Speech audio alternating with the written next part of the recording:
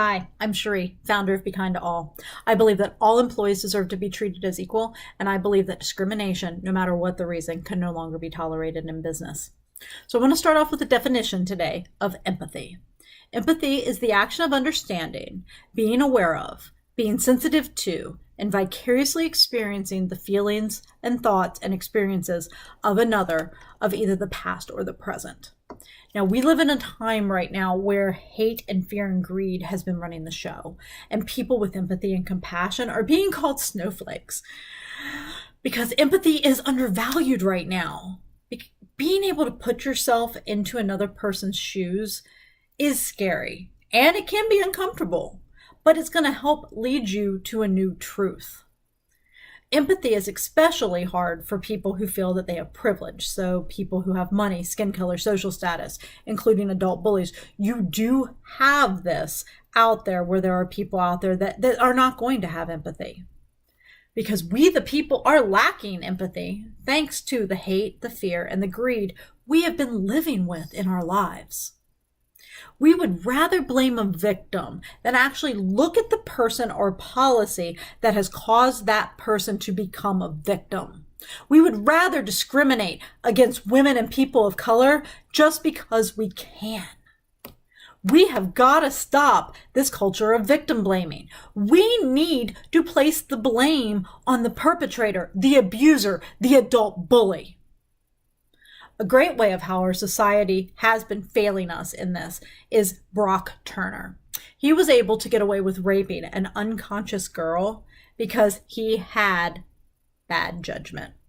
And of course, don't forget, it was the victim's fault because she was drinking. Here is the Brock Turner timeline. On March 30th, 2016, Turner was found guilty of 3 felonies: assault with an intent to rape an intoxicated woman, sexually penetrating an intoxicated person with a foreign object, and sexually penetrating an unconscious person with a foreign object. Prosecutors recommend that Turner be given a 6-year prison sentence based on the purposefulness of the action, the effort to hide what he was doing, and her intoxicated state. The law prescribed a minimum of 2 years. But on June 2nd, 2016, Judge Aaron Persky sentenced Turner to 6 months in the Santa Clara County Jail, followed by 3 years of probation. After just 3 months in jail, Turner was released on September 2nd, 2016. He is permanently registered as a sex offender and is obliged to participate in sex offender rehabilitation program. Here's the best part. On June the 5th, 2018, Judge Aaron Persky was recalled from office by voters due to his decision. He is the first judge to be recalled since 1977. This is only one example of how privileged white men have been getting away with rape, and the justice system is allowing it to happen. There are many more that have been making the headlines recently, but what keeps happening is that some white men are being given breaks because they have a future and most likely daddy has money, but other men get sentenced to prison or have to take a deal because they don't have the expensive lawyer or because of the color of their skin. All the while, the women are getting blamed for being raped because somehow it was her fault.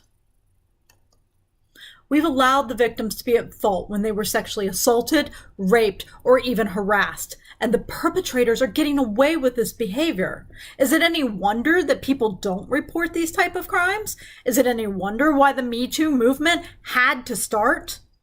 In fact, police care so little about rape kit testing, they stopped testing kits to save money in their budget. There are tens of thousands of rape kits that have never been tested.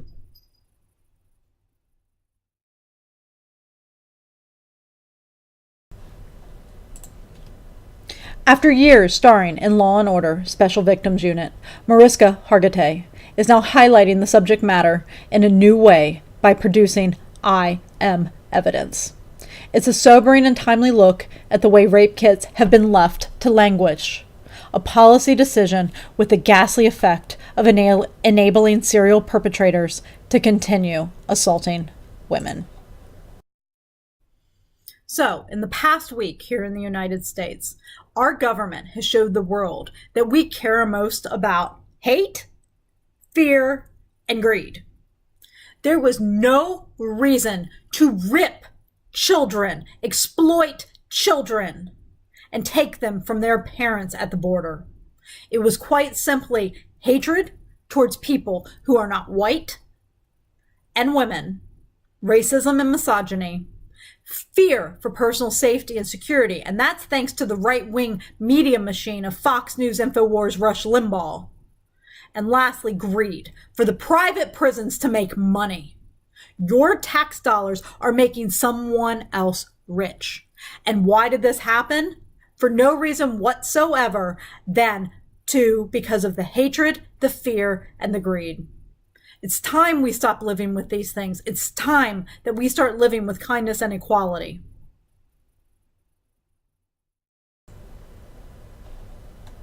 On the Statue of Liberty, it states, "Give me your tired, your poor, your huddled masses yearning to breathe free, the wretched refuse of your teeming shore. Send these, the homeless, tempest-tossed, to me. I lift my lamp beside the golden door." This is the truth of the world we live in now. It all started in the 80s when right-wing media was allowed to flourish and grow. You can check out episode 5 if you want more information about the media. Now, I am scared, but I'm not going to stop because that's what people want you to do. People tell us to choose our battles because they don't want us to interrupt the status quo or make things better or point out the flaws that are out there. Well, I'm here to tell you now's the time. It is time that we take the stand because we can do this. Cruelty and greed will not win.